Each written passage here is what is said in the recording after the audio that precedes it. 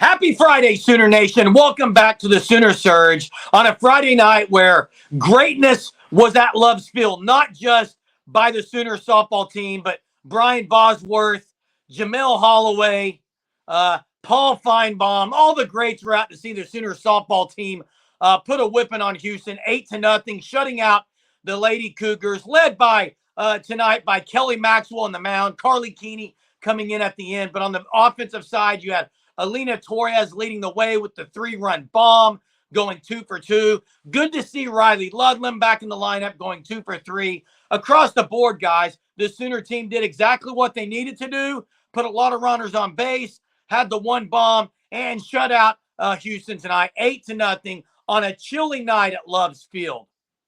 Yeah, another night with Kelly Maxwell in the circle, and another night with just domination from Maxwell. It seems like she is arguably the best pitcher in the country right now. When she's in the circle, you can't imagine OU losing. They did that one game against Texas, but other than that, I mean, she has been so dominant. Another great outing tonight. 5 innings, 5 strikeouts, 2 hits, 3 walks, only 5 base runners allowed against Houston team. I mean, they hit over 300 as a team, so not too bad. And yeah, Oklahoma getting the run rule against a bad Houston pitching staff, plain and simple. They have a over 5 team ERA, and Alina Torres leading the way, 2 for 2 with 4 RBIs, that 3-run bomb early on. Yeah, and it's always kind of a little more difficult to score a lot of runs on a cold night like it was tonight, a little bit chilly, but they did it.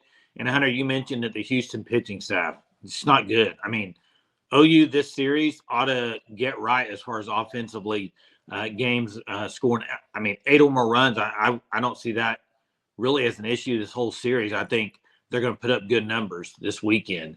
And then you mentioned Kelly Maxwell. I mean, you can go back and look at her starts. I don't have the stats in front of me, but I mean, I don't know how many games it is now. You look up, it's 5th or 6th inning, she's got 1 or 2 hits. I mean, it's unbelievable right now what she's really doing. Like you said, maybe the best in the country, but you're right. She's in that zone, I would say, like some of the pitchers get in this zone where they're just almost unhittable, and that's kind of her control has been really good.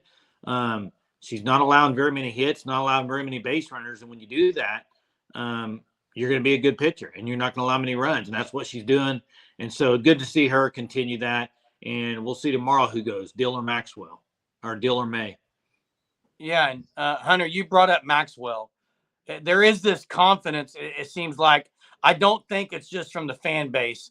I'm pretty sure the staff is feeling that confidence as well. When she steps in the circle, it's pretty much game, set, match. Now, obviously it's not, but I think that confidence level is there for the Sooner coaching staff. But she seems to be the one that's going to probably be the ace as they get into the playoffs moving forward. But I do want to mention, like you said, Hunter, this Houston team struggles pitching. It's not a surprise OU scored 8 and had a lot of hits like they did. I think the more impressive thing was the shutout of Houston. And if they could throw 2 more shutouts against Houston, it's a great series because we know Houston is capable of putting a few runs up. Yeah, offense definitely isn't an issue for Houston. One of the better offenses you're going to face as of right now, but anything but a series sweep is a bad weekend for Oklahoma. Houston's 3-15 in conference play. They did beat Texas when Texas was number 1.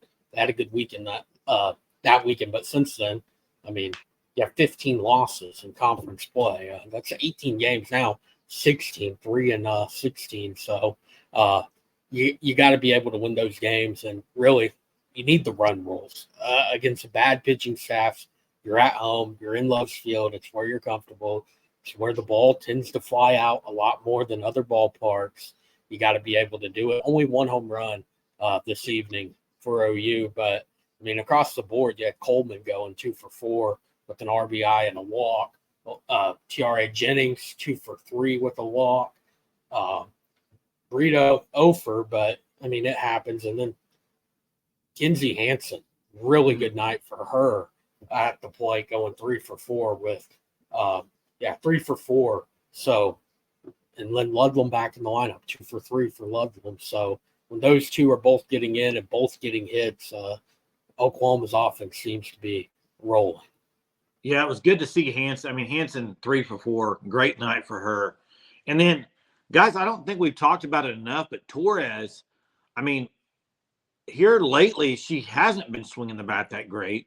And so I think this is really good for her to start this series off this way, because remember early on when she was really swinging the bat well, I mean, this team was rolling. And I think that's a big part of it. I think so. Hopefully now maybe she's getting back on track. That would be great, because there for a while, I don't remember, it was probably in March, I think, when she had their streak of really, really, it was like 4 or 5 games, unbelievable. So hopefully she's got that back. And then I really love when Ludlam and Hanson are both in there together. I like that. I like that part of the lineup when they do that. One as an EH and one as catcher. I think it's great. So we'll see how they do that going forward. See, the issue with that, though, is, I mean, you're leaving somebody out. Tonight it was Ella Parker. I agree. Ended up coming in, pinch hitting later on. It's just a tough position to be in. It because, is. I mean, Sydney Sanders, she didn't have a hit tonight, but she still had 2 RBIs and reached by walk. So, I mean, you can't take her out of the lineup, especially at Love's Field with the amount of power she has had there. It seems like anytime if she's able to square up the ball, the ball's flying way out of the park. So it's a tough decision to be able to try to get Ludlam into the lineup. Yeah, I like, though, if they want to give Kenzie Hanson a break from behind the plate, but she still gets to play. That's kind of what I like, is that she's when they can rest her from catching, but she also gets to bat. I think that's good. So, yeah, and hey, confidence in Alina Torres is there because, I mean, Hodge gets in late, but they're rolling with Torres, guys, at second. That's going to be from here on out. That's the way it's going to be. There's confidence in Torres, even though she was streaky, has been a little bit streaky. I think they trust Torres even on the defensive side of things. And then Ludlam obviously is the right-handed, Ella Park on the left side. So as they get closer to the World Series and things like that, there could be more analytics that come into play of who hits righties better from that side better. So that's something also to watch. But, yeah, I agree. I think getting Ludlam in was good tonight. Yeah, Jeremy, quick question for you two. Thoughts on, you mentioned Alina Torres has been really good defensively. Are you okay with it's been pretty much consistent, even throughout when she's been super streaky. When they get a lead, they're going to Hodge. Or do you think you should let Torres ride it out? Well, here's what I would say. It's not a close game. Usually when they're putting Hodge in, it's usually not a one-run game. Now, they have put her in late in a tight game, but I think if the game's really tight, I think they're going to stay with Torres, me personally. I would agree with that. I think her offense is just, to me, heads and shoulders above Hodge. Now, Hodge, though, what Hodge I think could be really good at is she's the type that could get up there and if you just need a base runner, you know what I mean? I could see her doing it. Torres sometimes, she has all the power and stuff, but, man, Hodge to me sometimes maybe as a bunt. I mean, there's ways you can use Hodge, but I agree with Jeremy. I think Torres right now, I think is your second baseman, and if it's a close game, I think she needs to be in there. Yeah, I get you're up by, at that point, we're up by 6. OU was up by 6 runs. You're trying to get other people in there, but Torres was the best hitter on the team this evening. 2 for 2, 4 RBIs.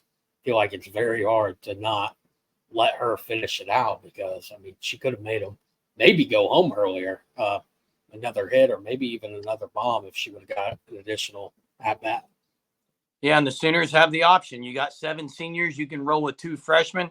With Parker and Pickering, you can play another veteran with Ludlam. So, as things progress, a lot of decisions to be made, but Patty Gasso has a lot of options. We know that. Houston did not have many options tonight against Kelly Maxwell and Carly Keeney, and they go scoreless against the Sooners. Sooners shutting out Houston 8-0 at Love's Field. Thanks again for watching the content at the Sooner Surge. Check out the Fan Stop, fanstop.com. Use code SURGE for 10% off if you join the Shirt of the Month Club. We'll see you guys next time. Boomer. Sooner.